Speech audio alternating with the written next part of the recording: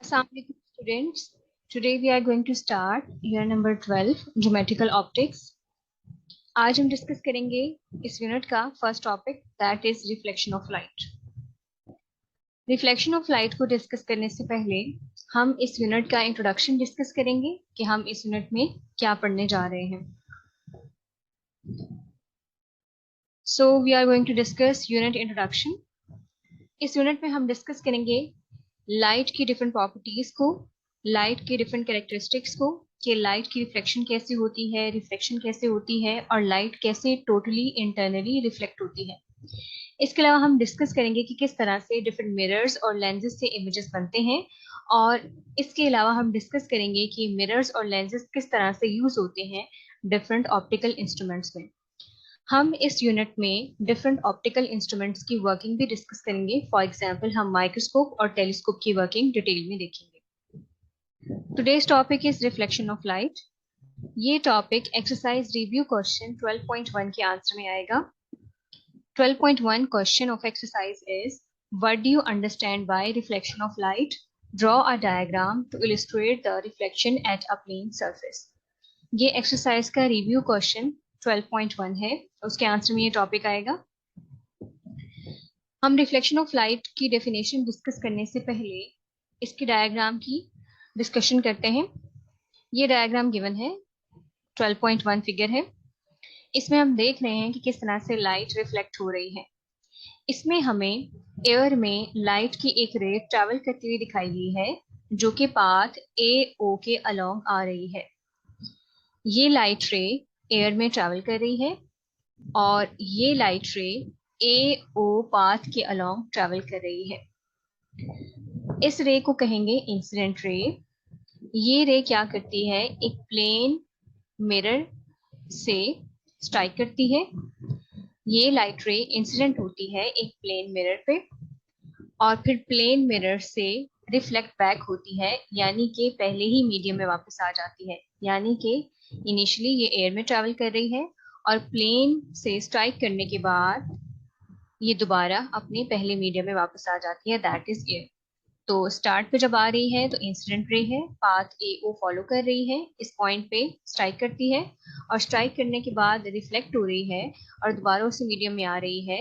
ये रे है रिफ्लेक्टेड रे और ये रे ट्रैवल कर रही है अलोंग पाथ OB। ये पॉइंट O है जिसपे रे इंसिडेंट हुई है, यानी कि इंसिडेंट रे जहां पे आई है। हम सिंपली क्या करेंगे, इस पॉइंट O पे एक नॉर्मल ड्रॉ करेंगे। नॉर्मल का मतलब है एक perpendicular line.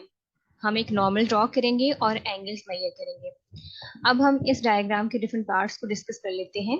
First of all incident ray है, दैट इज AO, और ये प्लेन मिरर को स्ट्राइक करती है at point O। Point O पे हमने नॉर्मल ड्रॉ किया है। ये इंसिडेंट रे प्लेन मिरर से रिफ्लेक्ट होती है और रिफ्लेक्ट होके वापस पहले मीडियम में आती है। ये एक सर्टेन एंगल पे रिफ्लेक्ट होती है, इसको हम कहते हैं रिफ्लेक्टेड रे, और ये ट्रैवल करती है अलोंग पाथ OB। अब हम बात करते हैं एंगल ऑफ इंसिडेंस और एंगल ऑफ रिफ्लेक्शन की। तो यहाँ पे हमने एक नॉर्मल ड्रॉ किया है। वो एंगल जो कि इंसिडेंट रे और नॉर्मल के दरमियान है is called angle of incidence, और वो एंगल जो रिफ्लेक्टेड रे और नॉर्मल के दरमियान है is called angle of reflection. तो यहाँ पे हम देख सकते हैं the angle between the incident रे AO एंड नॉर्मल N, यानी कि जो एंगल हमारे पास बनता है AON, this is called angle of incidence, और इसको हम रिप्रेजेंट करते हैं I से। The angle between the normal and reflected ray OB, this is normal and this is reflected ray OB। इन दोनों के दरमियान जो एंगल है this is called reflected angle या एंगल ऑफ रिफ्लेक्शन। यहाँ पे हमने देखा है कि NOB जो है वो एंगल ऑफ रिफ्लेक्शन है और इसको हम R से रिप्रेजेंट करते हैं। तो हमने डिफरेंट पार्ट्स को डिस्कस कर लिया है, incident ray, angle of incidence, normal, angle of reflection and reflected ray. इसके अलावा अगर हम बात करें ये स्ट्रेट लाइन की, तो ये स्ट्रेट लाइन बेसिकली यहाँ पे प्लेन मिरर को रिप्रेजेंट कर रही है, और ये जो O पॉइंट है जिसपे आके इंसिडेंट रे प्लेन मिरर से स्ट्राइक करती है, this O point is called point of incidence. तो यहाँ पे इंसिडेंट रे आ रही है पॉइंट ऑफ इंसिडेंस पे और फिर रिफ्लेक्ट हो रही है वापस अपने पहले मीडियम में एट अ सर्टेन एंगल। अब हम डिस्कस करते हैं रिफ्लेक्शन की डेफिनेशन को। यहाँ पे डेफिनेशन की हेडिंग मार्क कर लें। When light traveling in a certain medium falls on the surface of another medium। हमने अभी देखा कि लाइट रे इनिशियली एयर में ट्रैवल कर रही थी और फिर ये ट्रैवल करते हुए आती है प्लेन मिरर पे। प्लेन मिरर के एक पॉइंट से स्ट्राइक करती है और फिर रिफ्लेक्शन के बाद अपने पहले मीडियम में ही वापस चली जाती है। तो यहाँ पे ये है कि अगर लाइट रे एक मीडियम में ट्रैवल कर रही है और वो स्ट्राइक करती है, फॉल होती है किसी दूसरे मीडियम के सरफेस पे, a part of it turns back into the same medium. तो उसका कुछ हिस्सा पहले मीडियम में ही वापस आ जाता है। तो हमने देखा कि किस तरह से लाइट रे ट्रैवल कर रही थी एयर में और जैसे ही वो प्लेन मिरर से स्ट्राइक की है, यानी कि प्लेन मिरर पे आई है eight the point of incidence, तो प्लेन मिरर ने उसे रिफ्लेक्ट कर दिया है और वो अपने पहले मीडियम में वापस चली गई है। तो अगर इस तरह से एक लाइट रे एक सर्टेन मीडियम में ट्रैवल करते हुए दूसरे मीडियम के सरफेस से स्ट्राइक करती है और स्ट्राइक करने के बाद अपने पहले मीडियम में वापस आ जाती है, तो इस फिनोमेना को हम कहते हैं रिफ्लेक्शन ऑफ लाइट। आगे हम डिस्कस करते हैं लॉज ऑफ रिफ्लेक्शन। ये बेसिकली एक्सरसाइज रिव्यू क्वेश्चन 12.3 का आंसर है। क्वेश्चन है state laws of reflection, describe how they can be verified graphically. हम लॉज ऑफ रिफ्लेक्शन डिस्कस करते हैं, लेकिन इस क्वेश्चन के आंसर में साथ ही प्रीवियस डायग्राम भी आएगी जो हमने अभी डिस्कस की है। इस डायग्राम को इसके आंसर के साथ ही मार्क कर लें। अब हम डिस्कस करते हैं laws of reflection. The incident ray, the normal and the reflected ray. Incident ray वो रे जो इंसिडेंट है, आ रही है, एयर में ट्रैवल करी है। नॉर्मल बेसिकली वो परपेंडिकुलर है जो हम पॉइंट ऑफ इंसिडेंस पे ड्रॉ करते हैं। और रिफ्लेक्टेड रे जो कि पॉइंट ऑफ इंसिडेंस के बाद दोबारा फर्स्ट मीडियम में आ रही है। अगर हम इन सब की बात करें at the point of incidence all lie in the same plane. तो हम इसको प्रीवियस डायग्राम में ही देख लेते हैं। Here we can see AO incident ray है, ये पॉइंट ऑफ इंसिडेंस है, और ये रिफ्लेक्टेड रे है। ये तीनों एक ही प्लेन में है। यहाँ पे अगर हम नॉर्मल की बात भी करें तो यहाँ पे हमें सारी लाइंस एक ही प्लेन में नजर आ रही हैं, तो ये पहला लॉ हमारा वेरीफाई हो गया है। Next we have the angle of incidence is equal to the angle of reflection. तो यहाँ पे हम देख सकते हैं डायग्राम में angle of incidence angle of reflection के इक्वल ही नजर आ रहा है। फर्स्ट लॉ में हमने देखा कि इंसिडेंट रे, नॉर्मल और reflected ray point of incidence पे एक ही प्लेन में है, और इसके अलावा हमने देखा कि angle of incidence angle of reflection के इक्वल है। इस तरह से हमने लॉस वेरीफाई कर लिए। रिफ्लेक्शन ऑफ लाइट को रिवाइज कर लेते हैं। रिफ्लेक्शन ऑफ लाइट वो फिनोमेना है जिसमें लाइट रे किसी एक मीडियम में ट्रैवल करते हुए दूसरे मीडियम की बाउंड्री से स्ट्राइक करती है या दूसरे मीडियम के सरफेस से स्ट्राइक करती है और स्ट्राइकिंग के बाद वो बाउंस बैक होती है अपने फर्स्ट मीडियम में ही। लॉज ऑफ रिफ्लेक्शन में हमने देखा कि इंसिडेंट रे, नॉर्मल और reflected ray point of incidence पे एक ही प्लेन में थे। इसके अलावा अगर हम बात करें एंगल ऑफ इंसिडेंस और एंगल ऑफ रिफ्लेक्शन के रिलेशन की, तो हमने देखा है कि ये दोनों एंगल्स इक्वल होते हैं। ये लॉस एक्सरसाइज रिव्यू क्वेश्चन 12.3 के आंसर में आएंगे। इसके साथ आपने रिफ्लेक्शन की वो डायग्राम भी मार्क करनी है। Next we have types of reflection. Right question, explain the types of reflection. अभी हमने डिस्कस किया है रिफ्लेक्शन के डिफरेंट पैरामीटर्स को, रिफ्लेक्शन कैसे होती है, और हमने एंगल्स का भी रिलेशनशिप डिस्कस कर लिया है। अब हम रिफ्लेक्शन की टाइप्स देखते हैं। Nature of reflection depends on smoothness of surface. Reflection किस तरह की होगी ये डिपेंड करती है सरफेस के स्मूथनेस पे, कि सरफेस कितना स्मूथ है। सो हम देख लिया है कि रिफ्लेक्शन ऑफ लाइट डिपेंड करती है सरफेस की स्मूथनेस पे। फॉर एग्जाम्पल, अगर हमारे पास एक स्मूथ सिल्वर सरफेस है तो वो लाइट रेज को रिफ्लेक्ट करेगा एक ही डायरेक्शन में, just like this. This is a smooth surface, for example ये एक सिल्वर सरफेस है और ये तमाम लाइट रेज को एक ही डायरेक्शन में रिफ्लेक्ट कर रहा है। रिफ्लेक्शन जो कि इस तरह के स्मूथ सर्फेसेस से हो रही है, this type of reflection is called regular reflection. तो यहाँ पे आप हेडिंग मार्क कर लें रेगुलर रिफ्लेक्शन की। ऐसी रिफ्लेक्शन जो स्मूथ सर्फेसेस से हो रही है और एक ही डायरेक्शन में हो रही है, this is called regular reflection.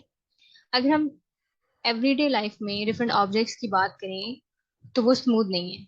अगर कोई सरफेस हमें स्मूथ नजर आता है तो माइक्रोस्कोपिक लेवल पे वो स्मूथ नहीं होता, उसमें भी पिट्स और बम्प्स होते हैं। तो उस केस में इन सरफेस को हम ट्रीट करते हैं एज रफ सरफेस, क्योंकि ये स्मूथ नहीं है, माइक्रोस्कोपिक लेवल पे हमें रफ नजर आते हैं।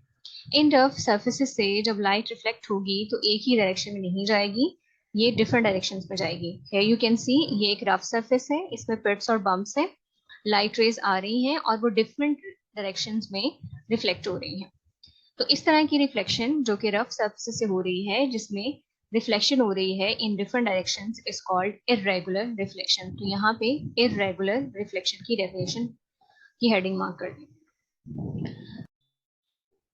Students, next we have side information, physics of light. इस पे क्वेश्चन नोट करें, how can we see printed words in a book? Students, we can see a book because reflection of light. हम किसी भी book का कोई page, कोई words पढ़ सकते हैं, तो ये रिफ्लेक्शन ऑफ लाइट की वजह से पॉसिबल है। लाइट तमाम डायरेक्शन से आती है और ये रिफ्लेक्ट होती है, और इसकी रिफ्लेक्शन की वजह से ही हम देख सकते हैं। अगर हम प्रिंटेड वर्ड्स की बात करें तो प्रिंटेड वर्ड्स ब्लैक कलर में होते हैं, यानी किसी डार्क कलर की फॉर्म में वर्ड्स प्रिंट होते हैं वाइट पेपर पे। जो वाइट एरिया होता है वर्ड्स के अलावा, क्योंकि वर्ड्स तो प्रिंटेड होते हैं डार्क कलर में, वाइट एरियाज जो कि पेज के रह जाते हैं, जो प्रिंट नहीं होते, वो लाइट को रिफ्लेक्ट करते हैं। और जो डार्क एरियाज होते हैं, यानी जो वर्ड्स प्रिंटेड होते हैं डार्क कलर में, वो डार्क एरियाज लाइट को एब्जॉर्ब करते हैं, यानी कि लाइट को रिफ्लेक्ट बैक नहीं करते, जिसकी वजह से हमें ये डिफरेंस फील होता है और इस डिफरेंस की वजह से हम देख सकते हैं। यानी कि वाइट एरिया से लाइट रिफ्लेक्ट होकर हमारे आंखों में आएगी, लेकिन जो डार्क एरियाज हैं, जो प्रिंटेड वर्ड्स हैं, वो लाइट को उस तरह से रिफ्लेक्ट नहीं करेंगे। ये जो डिफरेंस फील होगा हमें डार्क और ब्राइट एरियाज की फॉर्म में, इसकी वजह से हम देख सकते हैं और हम प्रिंटेड वर्ड्स को पढ़ सकते हैं।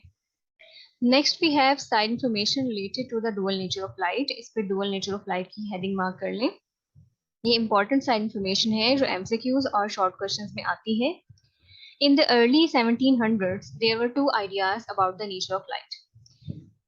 1700s के स्टार्ट से ही लाइट की डुअल नेचर की कुछ आइडियाज एक्सिस्ट करते थे। कहा जाता था कि लाइट की पार्टिकल नेचर भी है और वेव नेचर भी है।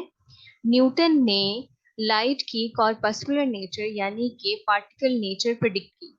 न्यूटन ने कहा कि लाइट में टाइनी फास्ट मूविंग पार्टिकल्स होते हैं, इस वजह से इसकी पार्टिकल नेचर है। इसके अलावा Maxwell was the second person. Maxwell वो पर्सन था जिसने लाइट की वेव फॉर्म प्रिडिक्ट की। मैक्सवेल ने कहा कि लाइट वेव फॉर्म में ट्रैवल करती है। बाद में इन दोनों की ऑब्जर्वेशंस को प्रूव किया गया। In 1802 Thomas Young prove the wave nature of light experimentally. Thomas Young ने wave nature of light experimentally prove की कि लाइट वेव फॉर्म में ट्रैवल करती है। इसे प्रिडिक्ट किया था मैक्सवेल ने, लेकिन 1802 में इसे थॉमस यंग ने एक एक्सपेरिमेंट के थ्रू प्रूव किया। इस तरह से जो न्यूटन का आइडिया था कि लाइट की पार्टिकल नेचर है, इसे 1900 में एक साइंटिस्ट जिसका नाम था प्लैंक, उसने प्रूव किया एक्सपेरिमेंटली। प्लैंक ने सजेस्ट किया कि लाइट जो है वो स्मॉल पैकेट्स की फॉर्म में ट्रैवल करती है। लाइट में स्मॉल पैकेट्स होते हैं, इन पैकेट्स को हम फोटॉन कहते हैं। और उसके बाद इसका ये आइडिया कंफर्म भी हुआ एक्सपेरिमेंटली। अब हमें ये आइडिया है कि लाइट की डुअल नेचर होती है, यानी कि लाइट वेव फॉर्म में भी ट्रैवल करती है और पार्टिकल फॉर्म में भी एग्जिस्ट करती है। तो लाइट की वेव नेचर भी है और पार्टिकल नेचर भी है, ये हम अब कंसीडर करते हैं। That's it from today students. Hope so आपको आज का टॉपिक अच्छे से समझ आया होगा। आपने इस टॉपिक को अच्छे से प्रिपेयर करना है, डायग्राम्स की प्रैक्टिस करनी है, सारी इन्फॉर्मेशन को प्रॉपरली याद करना है। गुड लक, अल्लाह हाफिज।